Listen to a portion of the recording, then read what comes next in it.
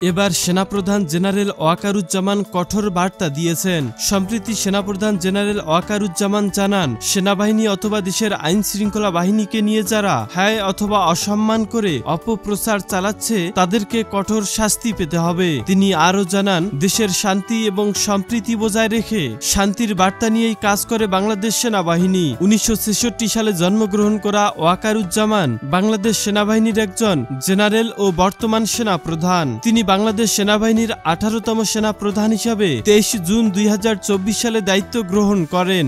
দায়িত্ব গ্রহণের পর থেকে আজ অবধি তাকে যত চ্যালেঞ্জের মুখোমুখি হতে হয়েছে, বিগত বছরগুলোর কোনো আর্মি জেনারেলকে সেটা হতে হয়নি।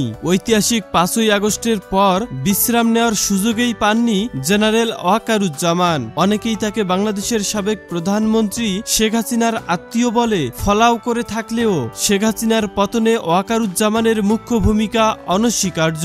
তিনি কখনোই আত্মীয়তার সুবাদে শেখ হাসিনার সঙ্গে আপোষ করেননি।